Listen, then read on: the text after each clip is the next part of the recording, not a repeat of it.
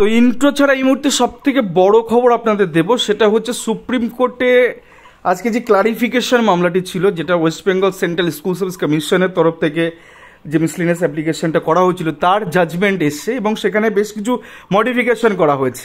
কিন্তু এই যে মডিফিকেশনটা করা হলো, এখানে একটা শুভবুদ্ধি সম্পন্ন মানুষ তার মনেও প্রশ্ন জাগবে যে এই স্ববিরোধিতা কেন? সুপ্রিম কোর্টের রায় কি সত্যিই পক্ষপাত দুষ্ট হয় নাকি অন্য কিছু? আজকে প্রশ্ন কিন্তু আপনাদেরকে করতে হবে। তার কারণ আইনের যেমন ফাঁক থাকে তেমন কিছু কিছু জিনিসকে কিন্তু সুপ্রিম কোর্টও চেঞ্জ করতে পারে না। তার কারণ হচ্ছে আর্টিকেল 14, 16, 21 কখনো ভায়োলেশন করাই যায় না। এই কারণের জন্য তো 26,000 প্যানেলটা বাতিল হয়েছে। এখন বিষয়টা হচ্ছে কিছু আর্টিকেল, 3টে স্তম্ভ: আইন, শাসন, বিচার। বিচার ব্যবস্থার কাজ আইনটা যথাযথভাবে ইমপ্লিমেন্ট হচ্ছে কিনা সেটা দেখা, এর ঊর্ধ্বে কিছু নয়। তাদের কাজ, তাদের ওই চেয়ারটা বসে আছেন এই কারণে যাতে এই আইনগুলো যথাযথভাবে বলবৎ হয়েছে কিনা সেটা বিচার করা। অথচ সুপ্রিম কোর্টের কেউ না কেউ বসে সেই আইনটাকে লঙ্ঘন করছেন। আর্টিকেল 14 সবার সমান অধিকার, সেখানে কি করে এই রকমভাবে একটা ক্লারিফিকেশন, একটা ক্লারিফিকেশন যেটা দেওয়া হলো আজকে, যে এই ভেদাভেদটা তৈরি করে দেওয়া হলো মানুষের মধ্যে, যে তুমি ভাই অযোগ্য, তার কারণ যোগ্য বা অযোগ্যর প্রশ্নই যাচ্ছি না, যে এক জাতটা পৃথক ফল। আসছি গোটা বিষয় নিয়ে 9, 10 এবং 11, 12, তার সাথে গ্রুপ সি গ্রুপ ডি দুটোর মধ্যে একটা বিভাজন, একটা দেওয়াল তুলে দেওয়া হলো বিষয়ের মধ্যে। অথচ জাত ছিল তারা একই রকমভাবে, কোথাও গিয়ে ডেস্টিনেশন তাদের এক ছিল, তাদের শুরুটা এক, তাদের শেষটা এক, অথচ ভেদাভেদ তুলে দিল সুপ্রিম কোর্ট। আজকে প্রশ্ন উঠবে সুপ্রিম কোর্টের বিরুদ্ধে যে আর্টিকেল 14 আপনি ভায়োলেট করে কী করে অর্ডারটা দিলেন মহামান্য সুপ্রিম কোর্ট? প্রশ্ন তো করতেই হবে। যাই হোক, গোটা বিষয় নিয়ে আমরা আসবো, কি হচ্ছে কি না হচ্ছে। তার আগে যে বিষয়টা আপনাদেরকে দেখাবো যে সুপ্রিম কোর্টে আজকে এক্স্যাক্টলি কী মডিফিকেশানগুলো এসছে। যদিও আপনারা খবর পেয়েছেন, তবুও আমাদের মতন করে আমাদের যে বলার ধরন সেই রকমভাবে আমরা গোটা বিষয়টিকে তুলে ধরবো আপনাদের সামনে।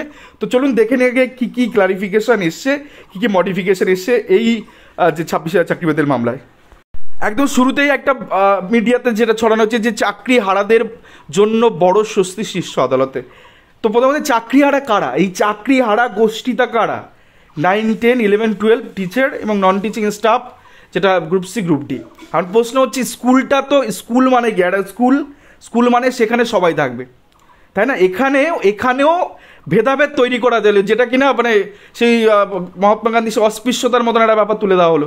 এরা অস্পৃশ্য কোথাও গিয়ে সেই জিনিসই তো প্রতিস্থাপন করলো সুপ্রিম কোর্ট, যেদের মধ্যে দুর্নীতি বেশি, এদের মধ্যে এই বেশি, তার জন্য এই গোটা বিষয়টাকে একদম সরিয়ে রাখো।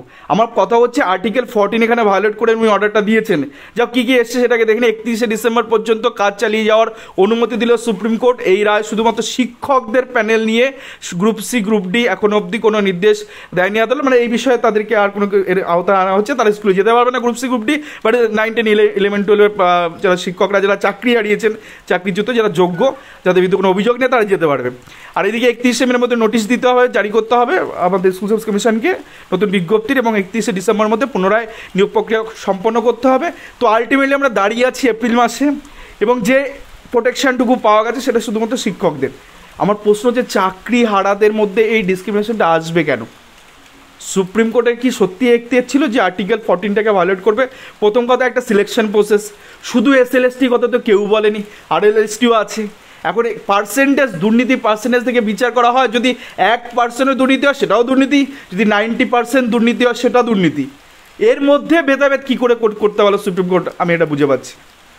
বরং ভাবার বিষয় এটা, যেখানে গিয়ে 8.5%, 11%, 9, 10, 11, 12 দেখানো হচ্ছে, সেখানে যদি 50% বা 55% গ্রুপ সিডিতে হয়, তাহলে সেখানে ফিট পাওয়া যে 45% বা 40%-এর মধ্যে, 100%-এর মধ্যে যদি অযোগ্য ধরুন 45% বা 55% বা 60% হয়, তার মধ্যে যে 40% ফ্রেশ সেই রিক্রুটমেন্টে, সেখানে যদি কেউ স্থান অধিকার করে, তাহলে তাদের কতটা খাটতে হয়েছে।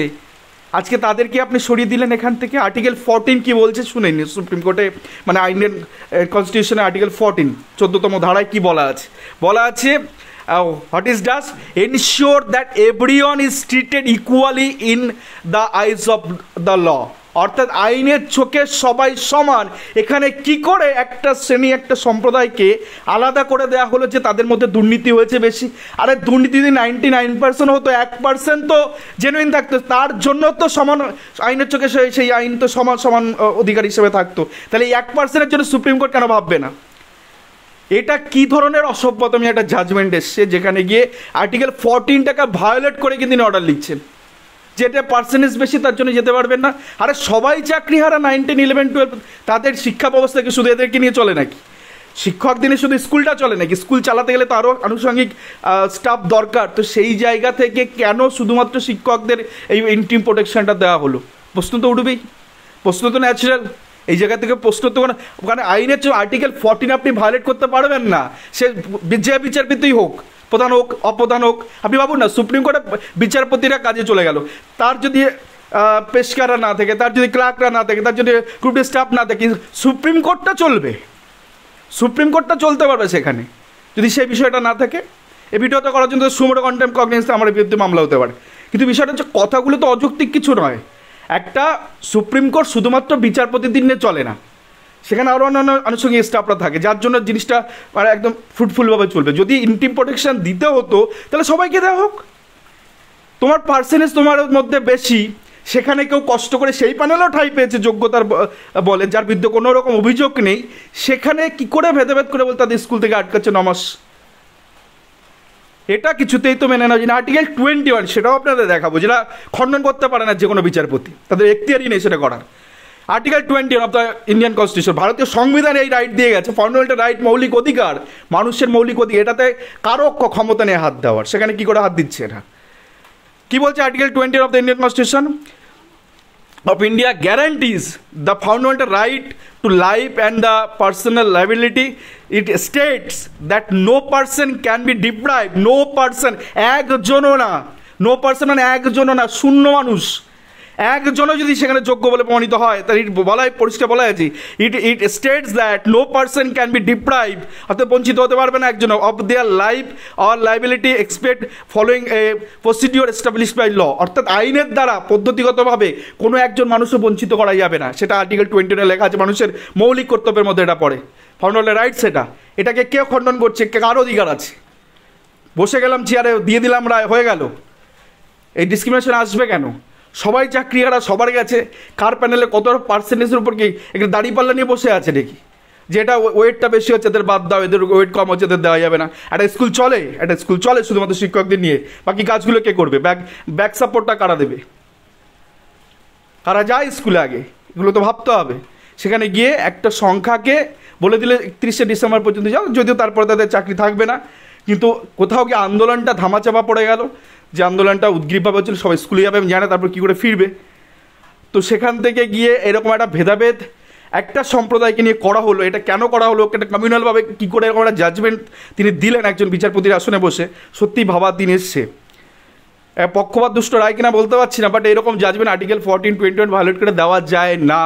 কী করে সবাই চাকরি আর পার্সেন্টেজ থেকে দিয়ে দিচ্ছেন? আরে 99% আমি ধরলাম কারাপ্টেড।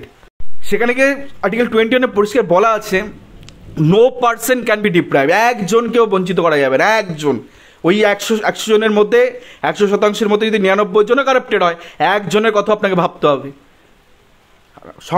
সংবিধান তো এমনি এমনি হয়নি, সংবিধানে প্রত্যেকটা আর্টিকেল একটা সন্ন্যাক করে লেখা, এটা সবাইকে মানতে হবে যদি আপনি নাগরিক হন ভারতবর্ষের।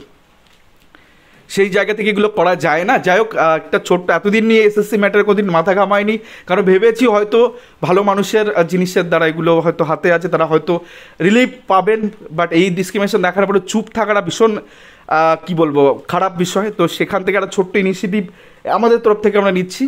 এই টেলিগ্রামের মানে এই ভিডিও ডিসক্রিপশানে দেখবেন মোড় বলে একটা কথা আছে, তো ডিসক্রিপশানে মোড়ে ক্লিক করবেন, ডিসক্রিপশান পুরোটা খুলে যাবে। একদম উপরে একটা হোয়াটসঅ্যাপ গ্রুপের লিঙ্ক আছে, যদি নন টিচিং স্টাফ হন আর যদি আপনার এরকম রক্ত গরম হয় এই অর্ডারটা দেখে, যে এই ভেদাভেদ সুপ্রিম কোর্ট করে দিচ্ছে, কাউকে 9 মাস স্কুলে যেতে বলছে আর কাউকে 9 মাস স্কুলে যেতে দিল না, আর এটা আর্টিকেল 14, 21 ভায়োলেট করে, তো এই বিরুদ্ধে যদি আপনি সোচ্চার হন, যদি আপনার একটু রক্ত গরম হয়ে থাকে, আর এই যদি সঠিক মানে সঠিক বিচার যদি আপনি পান, তাহলে একটা ক্লারিফিকেশনে তো নন টিচিং স্টাফদেরও যাওয়া উচিত।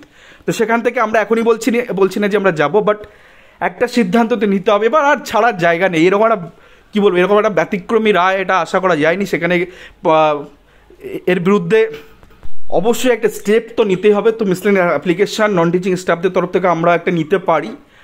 সেক্ষেত্রে যারা অলরেডি এই রকম জায়গায় আছেন, যাদের বিষয়টা বুঝতে পারছেন যেটা সত্যি অন্যায়ের পর অন্যায় হচ্ছে, প্রথম কথা রাজ্য সরকার এটাকে গুলিয়ে দিয়ে যাচ্ছে না, তাই অবস্থা করেছে, তারপরে গিয়ে সুপ্রিম কোর্ট এইভাবে এক চোখে দেখছে ব্যাপারটাকে, তো সেটা কিছুতে মেনে নেওয়া যায় না। এটা ভালো ক্লারিফিকেশান নিয়ে আমাদেরকে পৌঁছাতে হবে সুপ্রিম কোর্ট পর্যন্ত। যদি কেউ থেকে থাকে non teaching staff, group C, group D, whatever যাই থাকুক না কেন, তারা এই হোয়াটসঅ্যাপ গ্রুপ যেটা ডিসক্রিপশনে দেওয়া হয়েছে সেখানে আসুন। একটা সঠিক আলোচনা খুব দ্রুত আমাদের করতে হবে, কারণ সামার ভ্যাকেশন খুব দ্রুত আসছে। তো তার আগেই যাতে একটা এরকম রিলিফ, অন্তত 9 মাসের রিলিফটা কায়েম করা যায়, তারপরে তো হটেবার প্রসেস যেভাবে এগোবে সেভাবে দেখা যায়। বাট এই জিনিস কিছুতেই মেনে নেওয়া যাবে না, এই ডিসক্রিমিনেশন কিছুতেই মানে আর্টিকেল 14-21 ভায়োলেট করতে দেওয়া যাবে না। সংবিধান বিরোধী কোনো রায়কে সহজে মান্যতা দেওয়া যাবে না। এবং সেক্ষেত্রে আপনি যদি সঠিক নাগরিক হয়ে থাকেন, একটা সভ্য নাগরিক হয়ে থাকেন, অবশ্যই এখানে আসুন। কে কী করছে সেটা বড় কথা না, আমাদের ইউনিট খুব বড় হওয়ার দরকার নেই, ছোটো ইউনিট নিয়ে যাব এবং চেষ্টা করবো এর প্রতিপক্ষে দাঁড়ানোর, এই অর্ডারের বিরুদ্ধে যেটা আমাদের করা দরকার সেটা আমাদের অবশ্যই করতে হবে। এবং যোগ্যতা যেটুকু আছে, আত্মসম্মান যেটুকু আছে, সেটুকু যাতে না খুইয়ে যাতে সরাসরি একটা ক্লারিফিকেশান আমাদের ফেভারেও আসে, সে বিষয়টা আমরা দেখব। তো দেরি না করে হোয়াটসঅ্যাপ গ্রুপে যুক্ত হয়ে যান, সেখানে ফার্দার আমরা আপডেট দেবো। আর এছাড়া অন্যান্য গ্রুপ তারাও যদি ইনিশিয়েটিভ নিয়ে থাকে তারাও নিক, বাট চুপ করে থেকে যাবে না, কারণ ক্লারিফিকেশান করতেই হবে এখানে। ক্লারিফিকেশান একটা না করলে, এতদিন এই বিষয় নিয়ে খুব একটা নাড়াচাড়া দিনই, কিন্তু এগুলো দেখে না মেনে নেওয়া যাচ্ছে না কিছুতেই। ভেবেছিলাম যে সামনে থেকে জিনিসটাকে যাবো না, বাট করতে বাধ্য করলো।